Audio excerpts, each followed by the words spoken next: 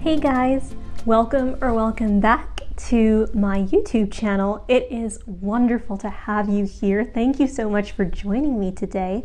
My name is Samantha. I am the knitter, knitwear designer, YouTuber, all those fun things behind the account The Strikkechick. So this is just another of, like I said, my knitting podcast episodes, the first one of 2024.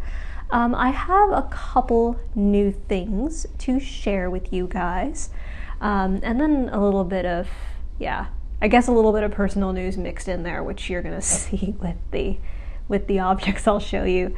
But anyway, I would like to kick things off. Before we get started, I talk a little bit about my life in the Arctic Circle of Norway, in Tromsø, where I live with my now husband, Kevin. We first started the knitting podcast series. We did our little knit and chat videos when we were still boyfriend and girlfriend. And then we got engaged, we got married in December. I know some of you asked to see some photos from the wedding, so I will put those at the end of the podcast episode if you want to see them. I don't want to bore people who don't want to see random wedding photos with them otherwise, so we'll just move on to the knitting. But just to let you guys know, if you were here for the wedding pics, they are at the end. But let's just go ahead and kick off the first knitting podcast episode of 2024 with what I am wearing today. So this I showed you guys on the last knitting podcast episode that I did. I forget if it was, I think we're almost at 20, surely we're like past 20 episodes now, but yeah, one of those. I showed you this cardigan. This is the Riviera cardigan. It is my most recent design, and I cast it off late last year during Mørketida, which is the period of dark time that we have in the Arctic Circle. It means that the sun doesn't come up, essentially. So not the best lighting for photographs. Which is why I held off a bit on the tester call, because I couldn't get good photos, and the wedding was so close, and Christmas was right around the corner. It just didn't feel like a good time to run a test knit for me or for the knitters out there who would be willing to test knit this or want to test knit this. So I am going to put out a tester call next week. So probably by the time you guys are watching this, there is a test knitter call out there. I'll put the link in the description below if you're interested in applying to test knit. I haven't done that as often with YouTube just because I've been really bad at posting videos on a schedule, kind of. So like I'll record something, I'll say, oh, this is in testing or this is going out for testing, and then the video won't get posted until the tester form is closed. I really don't want to do that in 2024. I want to be a little bit more on top of it and post the video when the tester call is open so that people on YouTube can apply as well, because there is a little bit of overlap between YouTube and Instagram, but not that much really. I think they're different demographics, different audiences, and I would love for some of you guys to test. So I will have that link, and it will be open, and the deadline will be in the form too, so you can check it out. I'm thinking of doing like a 10-week deadline. This is knit in really special yarn that I got when I was in France, in Nice in 2022. So it's called the Riviera cardigan because it's made with yarn from the French Riviera, and it is from the yarn store La Droguerie. It's not Duvet d'Anjou, that's my Bonnier cardigan. This is their alpaca and plumette blend. So it's like an alpaca and a kid silk mohair. So essentially it is a fingering weight yarn held together with a strand of kid silk mohair. And what I did was I kept the same alpaca, like the white, it's called ecru. I kept ecru yarn as a constant throughout the sweater, and then I switched in different colors of thin silk mohair, or so I used some drops kid silk, I think. Did I? Yes, I did, because I only had the blue color of plumette from La Droguerie. So I've used their plumette in the blue. I think it's called Minuit Bleu, something like that. I don't know if they still sell it. It's probably pretty hard to get that yarn. If you're in the EU, it's probably pretty straightforward to get it. But even with me being here in Norway, it's hard to order yarn from abroad. So I mean, I don't know how much help it is to say the colorway, but I'll say it anyway. It's in their Minuit Bleu colorway, and then I used a Drops Kid Silk in the shade Off-White to do the Kid Silk along with the ecru for these white sections. So I held those two together, and I think, I mean, looking at it, it could be such a good stash buster project if you have kid silk mohair left over. I know in a lot of projects where you hold a fingering weight yarn, like knitting for olive merino or something like that, for example, along with a strand of kid silk, you tend to run out of the base yarn before you run out of the kid silk. It's just the nature of it. That's happened to me multiple times, so I don't know if that's just something that I'm observing or if it's a standard across the board. But I usually end up with kid silk mohair left over from a lot of those projects. So I'm thinking it could be a really good way to use up those little bits of kid silk mohair you have. Just kind of use different colors for the contrast stripes. And that would be kind of cool to see like a multiple color version of the Riviera cardigan. That would be kind of neat. Construction wise, just to go through it real quick, it is knit from the top down. There's some short row shaping at the shoulders, so you knit the back and you shape the shoulders with some short rows, and then you put those stitches on hold, you pick up stitches for the shoulders, and then there is some v-neck shaping going on. So it's the same increase rate for all sizes, but because you knit a different number of rows, I've kind of given you the instructions, I don't know, as concisely as I can, but thoroughly for each size, I'd like to say. So yeah, you knit the shoulders the same way, join them at the front, join the whole body in the round, cast on like 2 stitches for the underarms, knit the body flat back and forth, and then you pick up the sleeves, knit the sleeves in the round, and the sleeves and the body are both finished off with an I-cord bind off. So I have you reduce a couple stitches here, just like for a little bit tighter finish on the sleeve, and then you pick up and knit this double knit button band. And I thought it was really nice with the contrast color, so I did that. And then, yeah, just choose whatever buttons you like. These are 15mm buttons, which I think are a really nice size for this cardigan. I like the little gold and pearl aesthetic going on here. I think that's really nice. So yeah, that is the Riviera cardigan, and I would love for you to test it, so if you're interested, in the description box below. All right, so moving on to my finished objects that I have to show you. The first one you saw as a work in progress during the last podcast episode. This is my white soldog sweater. So soldog, it's funny, this is my most recent design, this is my first design. The soldog sweater was my first ever knitting pattern, and I designed it to be knit very much like a traditional Aran pullover. So the original soldog is knit in pieces, it's knit, you knit the front, you knit the back, you seam the pieces together, and then you pick up sleeves and you knit them in the round from the top down. But I wanted to give this a little bit more of a modern fit. I guess the fit is the same. I wanted to give it more of a modern construction, let's say. So now you knit the soldog sweater from the top down. There is some short row shaping in the shoulders. I haven't changed anything about the sizing of the sweater. It's the same number. So like if you have the pattern, if you bought the pattern for the original soldog sweater, it's basically, the fit is the same. And I have made sure of that. So you knit short rows from the top down, it's the same construction as I mentioned here, you pick up the shoulders.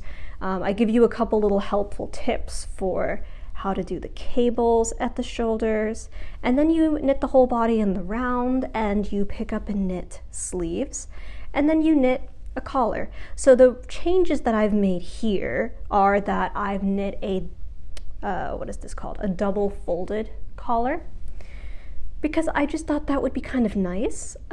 So yeah, I knit this double folded instead of the original, which just has you knit like a little bit of a mock neck.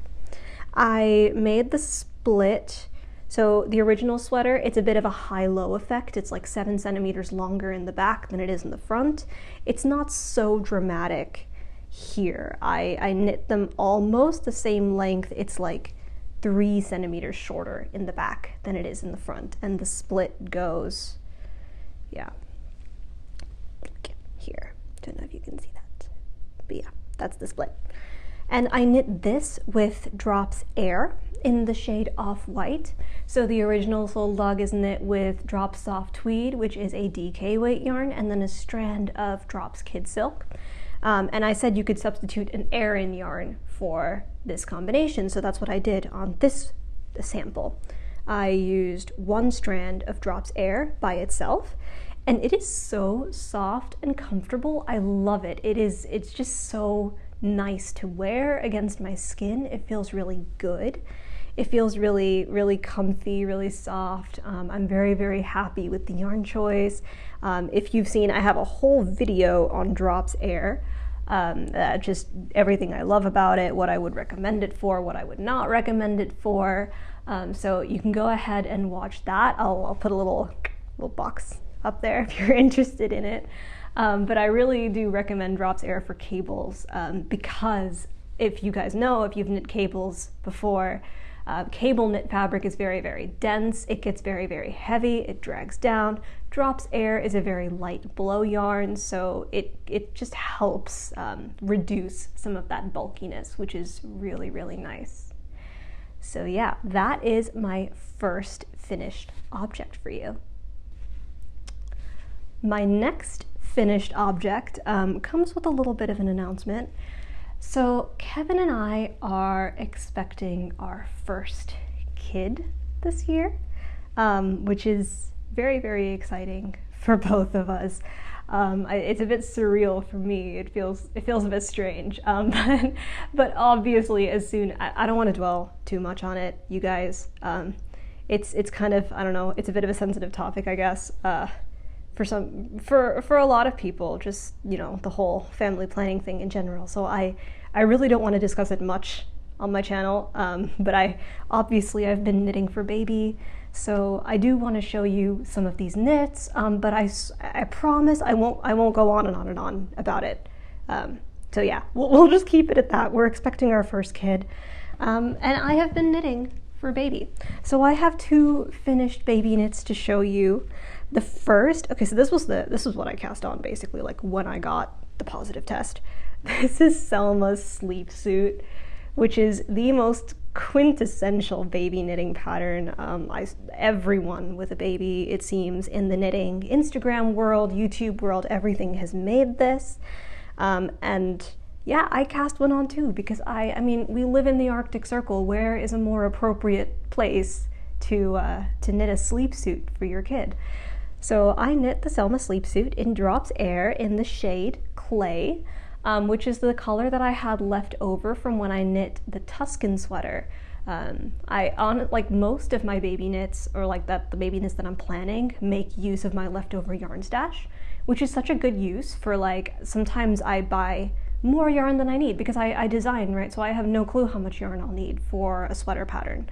So I end up buying too much just to err on the side of caution, and then sometimes I have a whole almost 2 hanks left over. So I put that to good use. I did have to buy an extra skein of Drops Air, but I used up almost the entire extra skein, so that's really nice. I like kind of chipping away at my yarn stash, not adding extra leftovers into it.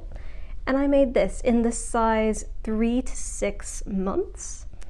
It is a really, really nice construction. I think I started out with quite a big baby knit because sweaters and cardigans work up so fast, but the sleep suit is such a big garment. I mean, relatively speaking, it's not like sweater big, but it's baby knit big. So it took a while, but it was quite a fast knit. I worked it up on 4mm needles like the pattern recommended, and it's just garter stitch the whole way. So yeah, it's just a repetitive knitting motion, so it's fairly simple to do. The construction is really, really nice and easy. And I don't know if you can see these buttons, but they're little hedgehogs. Little hedgehog buttons. Oh, so that's my favorite part about baby knits is choosing the little buttons because the buttons are so cute. So yeah, all of this will just be sitting in the wardrobe and waiting until it is needed. So that is the Selma sleep suit. And then I knit Carl's cardigan. Also, so I've been using petite knit mostly for these patterns because her children's patterns are so well written. And I figure because I don't know, right? Like when I'm knitting for myself, I'll just try it on as I go. When I'm knitting for Kevin, I'll just make him try it on as I go. But when I knit for baby, I have no clue what size it should be, if my sizing is right. So I haven't tried to design anything for baby yet, but I know that petite knit is very experienced in making baby knits, so I trust her when it comes to sizing. So I just knit her patterns for now. And I knit the Carl's cardigan from her in some leftover drops soft tweed that I had from when I knit my Innis skirt from Knits by Oslo. I had like 2 skeins left over, and it was honestly, I was playing yarn chicken, but it was the perfect amount. I had just enough left over at the end to sew in the buttons, so it was perfect. It was down to the wire, but it was perfect. This is size 3 to 6 months as well. I'm not making too many newborn sized clothes because I figure that they grow out of those so fast, and if anything, like they can just wear these and they'll be a little bit too big, and that's fine, right? That's okay. You just roll up the sleeves a little bit and then they can wear them for longer, and it's nice. It's a little bit more useful. So yeah, this is knit from the bottom up, and it has this nice smock stitching effect on the body. And then you knit the sleeves in stockinette stitch from the bottom up, and then you join everything together and you knit raglan decreases, and you keep knitting stockinette on the arms, and you knit the smock stitch on the front and the back. And then you pick up stitches and knit the button band. And then she has you just like squeeze the buttons in between the ribbing, and I didn't want to do that, so I made my own buttonholes as I was knitting the button band. And then I have these really cute rabbit buttons, little rabbits, that I put on the cardigan. So yeah, I'm just very, very excited to use both of these. And I will definitely be making more baby knits because I have so much extra yarn. I'm thinking hats, and I know little booties are a bit like not very useful, but I'm thinking about making a pair of them anyway, just for funsies. But yeah, if you have any suggestions about baby knits, feel free to send them all my way. I have been watching a lot of YouTubers that have had kids, like Bethany of Well Loved Knits. She did a whole roundup on everything she made for her kid, and then she did like another video on how useful things have been. So that was extremely helpful, just to see like how practical are these things that you're making. So yeah, if you have advice on practicality, definitely all the tips send them my way. So yeah, that's what I had to say about that. And now we are moving on to works in progress, which are kind of buried under my new yarn. So I'm gonna do this, kind of, and fish them out. Okay, so I've been working on this sweater for eternity now, it seems. This is my Pauline genser, which is a pattern by Garnius, a yarn distributor in Norway. I think they're in other countries as well, but I only heard of them when I first moved to Norway. It's this very, very finely knit sweater, and I knit it quite cropped actually. This is supposed to be much, much longer than it is, but I don't like longer sweaters. I like to wear them with high-waisted pants, so and also I'm a bit impatient, so even with making it cropped like this, it was sitting as just a body for the longest time. And since we spoke last, I have cast on and cast off, well, not technically cast off, but put on hold, one sleeve. So you can kind of see it, like it has this kind of Fair Isle-y pattern at the bottom. And then the whole thing, once I knit the second sleeve, which I am totally having second sleeve syndrome on it right now, I have cast it on, but I'm still on like the ribbing. I'm hoping I am taking a trip to the US next month to go see my parents. And I'm thinking while I am traveling there and back, I will knit the sleeve because it's a fairly brainless knit. It's just ribbing and then it's stockinette in the round. So I can do that. And it's a fairly small knit too, so it's very nice and airplane friendly. So I'm thinking that like I just don't want to work on it now because then it can be my airplane project. So I will knit the second sleeve and then I will join everything together in the round and then I will knit the yoke.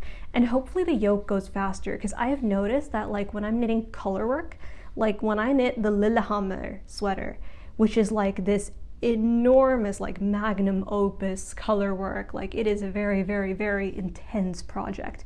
But I did it so quickly because I think color work just really motivates me. I'm like, I can see the pattern forming and then I'm like, oh, one more row and we'll have this cool motif and so then I just keep going and going and going and I can't put it down. So I think if I get to this point where I have two sleeves and the body and then I'm knitting the yoke, I think we are in a good spot. And then I will finally finish the sweater that I cast on nearly a year ago because it was supposed to be my Easter sweater and that never happened. But yeah, I'm very excited for this. I think because it's such a light yarn, it is, I want to say it's merino wool by Merinor. It's the yarn that Garnius has in the yarn pack that they send you with the I was going to say recipe because the Norwegian word for it translates to recipe, with the pattern. So they send you the pattern, they send you the yarn, and it is knit on 3mm needles. I think I will switch to 3.5s for the colorwork yoke because my tension tends to get kind of wonky as I knit colorwork.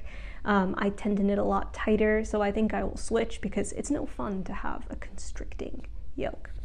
So I'll switch to 3.5s and then yeah, just knit the colorwork in the round.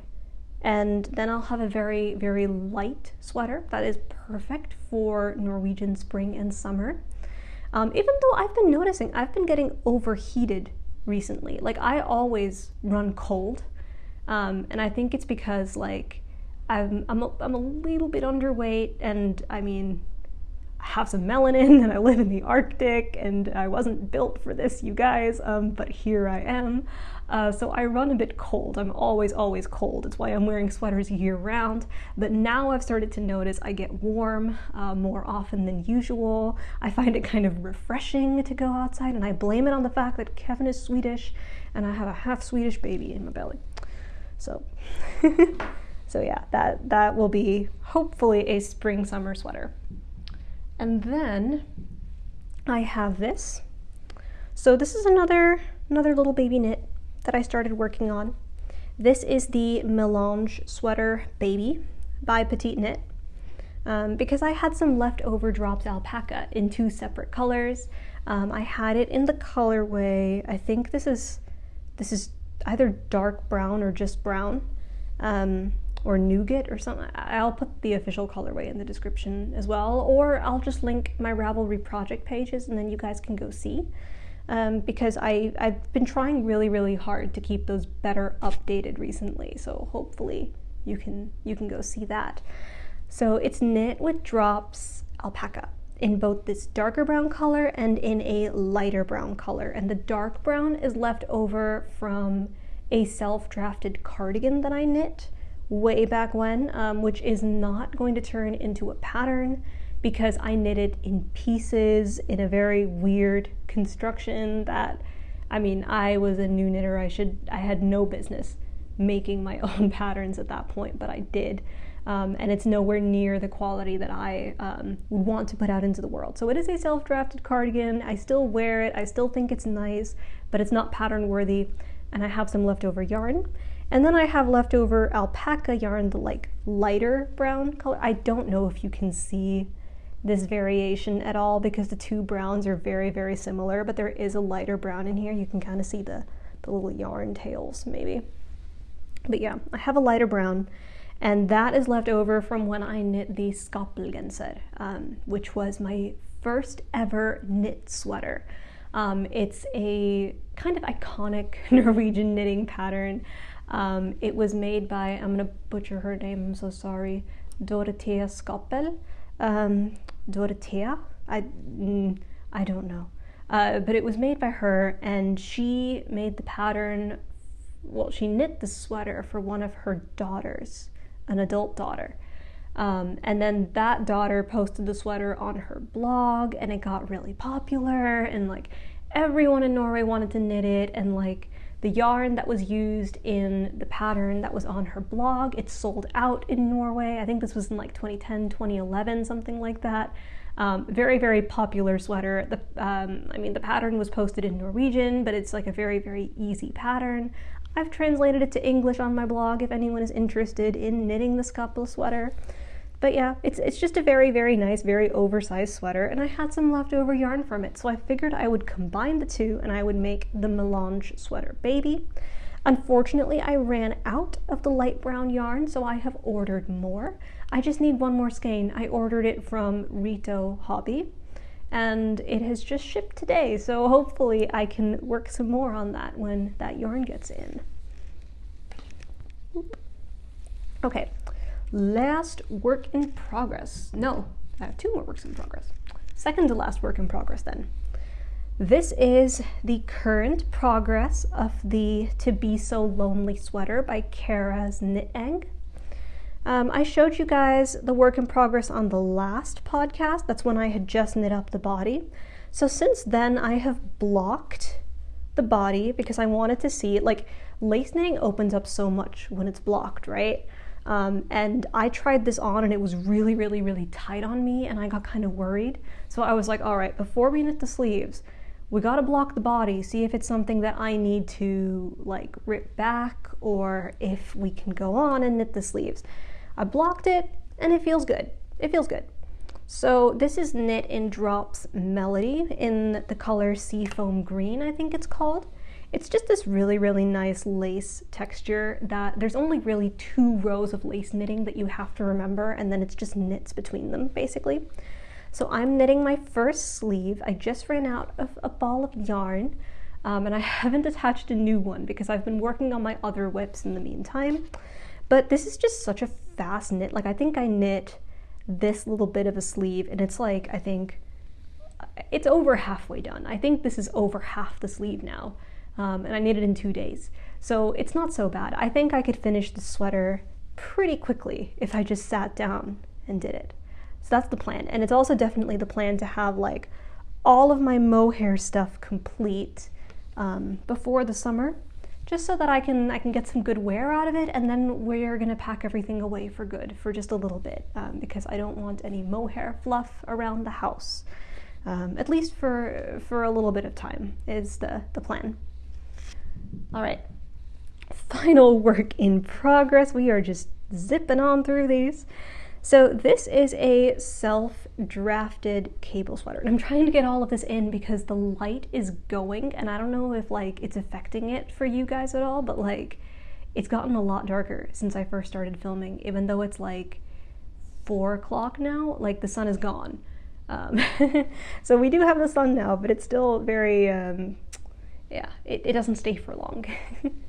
This is a cable sweater that I drafted for Kevin, and you can't really, I don't know if you can see some of the details on here. So it's a cable and wide rib sweater that's knit in Drops Nord, a fingering weight yarn. A lot of drops today. I think like everything I showed you guys except for the Pauline genser is knit in drops. That was not planned, and I will definitely be knitting with other yarns that aren't drops very, very soon in the future. I just happen to have a lot of drops in my stash, and I've been trying to work from my stash. So this is a sweater that he requested personally. He was very optimistic. He thought he was going to knit the sweater for himself. which is adorable.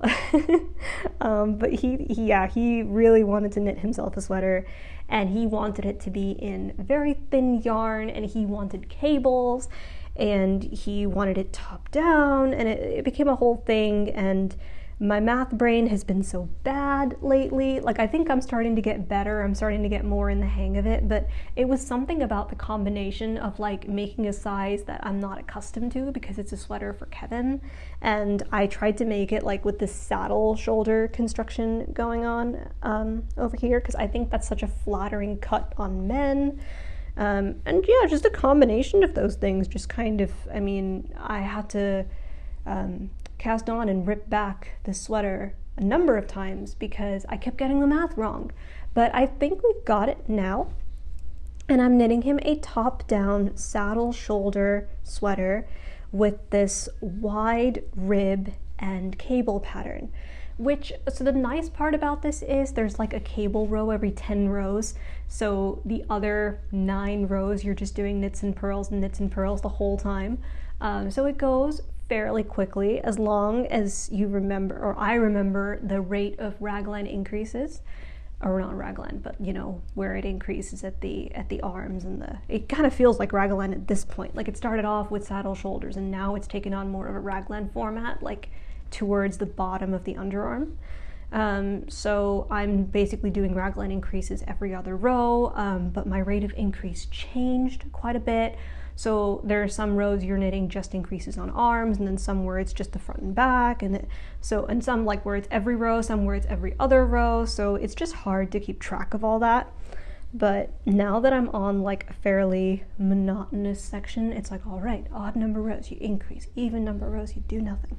So it's gotten a bit nicer now. And then especially like when I'm knitting the body and there's no decreases, like the thing that's going to take the most time, I guess, is just like the mundane knitting on the body, because unlike me, Kevin doesn't like cropped sweaters, and I guess that's not a thing for men, is it?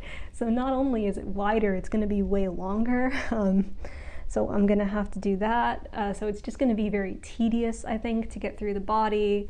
And then the sleeves, we'll have to have him try it on repeatedly to try to see what the rate of decrease should be on the arms, because he doesn't like a balloon sleeve. He likes something a bit more, not entirely fitted, but like more kind of following the contour of your arm than I do. I like a nice, like, kind of, you can bury yourself in the sleeve, but he doesn't like that, so that's fine.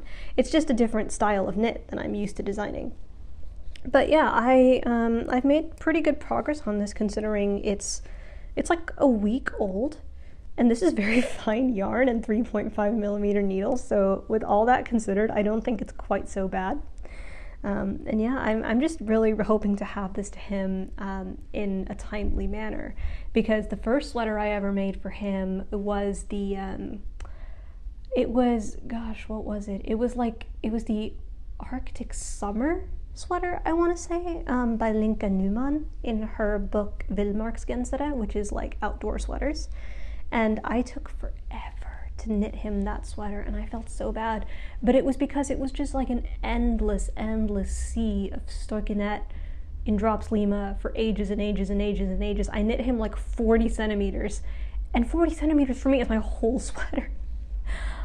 So yeah, I will try to get this to him sooner, is the plan. But yeah, obviously there's other stuff in between. There's a lot of baby knitting. There's a lot of knitting for me. And that brings us to new yarn. So the first new yarn I want to talk about is this yarn from Hobby. So this yarn is sponsored. This is for another design collaboration that I have with them. I made a whole video about the last one that I did for the Tinseltown sweater, which is now available for download on their website. But this is for a new sweater design that I have for them. And I asked you guys on Instagram, I don't know if you saw it or not, but I asked you on Instagram if you would be interested in videos of my design process from start to finish, like going through the yarn, the swatching, the math, the knitting the sweater, and like, you know, the fit checks and everything, and just what the process looks like when you're designing a garment from start to finish. And I got an overwhelming yes as an answer. So I have started to do that with this video. I am currently, over this yarn, I am currently recording a video where I go through the entire design process with you. So today I unboxed the yarn and I started knitting up some swatches, and hopefully tomorrow I'll be done with the swatches and I'll block them and I'll go through the math with you guys. And if you're not interested in pattern math, you can feel free to skip that section if it makes your head hurt with the numbers. I mean, it makes my head hurt sometimes, like with Kevin's sweater, but yeah, just feel free to skip it and move on to the actual knitting part, which is the fun, because I'll definitely have that in there as well with this yarn. And I realize I haven't talked about the yarn at all, so here we go. This is Hobby Tweed Delight. It is 85% wool, 10% acrylic, 5% viscose. It's in the color 01, which is their regular off-white. I really hope you can see it because the light is basically gone. In their off-white and black colorway, so it is an off-white yarn with black tweedy bits. And it feels really nice to knit with. I have used this yarn before in my Adams Morgan sweater, so I kind of already knew what it's like to knit up. I knew what size needles to use and everything, so that was nice. Yeah, I have 14 skeins of this, and I have just been doing a lot of swatching because I'm making a sweater with different cable motifs, kind of like the Liscanor sweater, but like a cable version of the Liscanor sweater, with different cables and different patterns than Liscanor, obviously. So yeah, that is the plan for this yarn. So I will be using that, and I have a deadline for that design, so I will have to knit that up fairly fast. That'll probably be like one of the things that starts growing on my needles the most. All right, more yarn. So I also got some Sunness Garn Alpaca Ull, and I want to say this is the shade Kit. It's like a very, and I'm really sorry if you can't see the color. It's in the shade, yeah, it's in the shade Kit, like I said. It's a very cool white, and it's to go with this yarn, which is Silverberry Pearl Soho Understory. It's a discontinued yarn now, but that's why I wanted to like go through and I wanted to go through my local yarn store and see what other yarns they had that might be compatible with this yarn. And the alpaca wool was definitely the best choice because this is also a blend of alpaca and wool, and it kind of feels like the same texture. The alpaca wool is just a little bit fuller, but it does constrict kind of when you pull at it. It's probably going to fluff out more than this yarn is, but I think that's fine. I like length, gauge, needle recommendation wise, they're the same. Density wise, they're the same. This one is definitely twice as heavy as this, and that makes sense because this is 100 gram skein and this is 50. So yeah, I mean, I wanted to make a mosaic sweater with these two together, and that design is currently living rent-free in my head, so I will have to sketch it out and at least swatch for it so I can have that and kind of start working on it and kind of, you know, put my thoughts into action, I guess. It's like I get kind of itchy until I do that. So that's the plan for this new yarn. Okay, more yarn. I really don't think you can see this. This is Oslo Microspinnery, so I'll put a photo of this in really nice sunlight on the screen. This is Oslo Microspinnery Pelsgull, which is a sheep yarn in the color hazelnut, which is like this really, really nice warm brown. It's got tones of gold and copper, and it's just so luxurious. It's an indie hand-dyed yarn from this Norwegian yarn factory. I just absolutely love their colors, and I love how luxurious their yarn feels. And so last year at the end of the year I decided to go ahead and treat myself, and I bought 10 skeins of this, and it is going to be a sweater design. I just don't know what sweater yet. So yeah, that is just that's just sitting there while I try to, I mean, I have enough designs that are cast on at the moment, so that can stay for a while, but I am just so happy to have that in my stash. And then I have some yarn from Quince & Co., which I had my mom bring from the States when she came to the wedding. So this is because Quince & Co. was having a sale last year.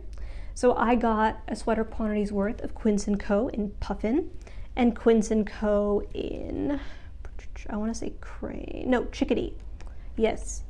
So this puffin yarn is a very thick, it reminds me of hip wool, if you've ever tried it, from the Hip Knit shop. It's 100% American wool, but it's very it feels a single ply kind of. Feels like it would be very, very easy to felt, so you would have to take extra special care to make sure that doesn't happen. It's 102 meters and 100 grams skein. They recommend you to use it on size, US 10.5 to 13. I have no clue what that is in millimeters, so I'd have to look that up. But it is a chunky yarn, and this is the colorway Parchment, which is like a very, very muted yellow, which I think is a very cute little Easter color. So I really hope to cast on something for my Easter knit this year in that yarn, and hopefully I'll have a little bit more of a eureka moment of what to make with that yarn in a little bit. So my last yarn to show you is Quince & Co. Chickadee, which is also 100% American wool, but it's a sport weight yarn, and you get 166 meters in a 50 gram skein. So all of this yarn is like grown, spun, dyed in the US, which I think is really, really cool. It's kind of locally produced. And yeah, this is the colorway Dogwood, which I thought was really neat because I come from Virginia and the dogwood is our state flower. So I was like, oh, it's kind of neat. Maybe I'll make something Virginia themed with it and get some inspiration when I'm back home for a visit. But yeah, it's a very, very cute baby pink. It's a good yarn for babies. So if I have any left over, maybe I will consider making a baby knit out of that. So that is what I've been up to with my finished objects and my works in progress and the yarn that I've acquired. I didn't mean to acquire so much yarn. I never do mean to, I guess. It just kind of happens. But I do have a plan for all of it. I have started working with some of it. And I'm very, very excited to show you. I'm really excited for this new video series where I walk you through a design from start to finish. It's just so fun. It's like a new little kind of like a vlogging format instead of just sitting down, and it's a little bit more rough around the edges because it's recorded at different times and then you just piece it all together. But yeah, I really hope that you're as into it as I am and that you want to join me for the process. And I'm so happy that you took time out of your day today to join me and hopefully knit along while I just talked a little bit about the state of the wool in my life. Yeah, I really, really hope that you enjoyed this video. If you did, then feel free to like and subscribe and click the little bell so that you know when I make another video. And yeah, if you want to come over and say hi to me, I am over on Instagram and Ravelry. And I really need to get back on TikTok, don't I? But I will be back on TikTok as the Strikkechick, and you can also find me on my own website as thestrikkechick.com. Until next time, you guys, have the happiest of knitting. Bye!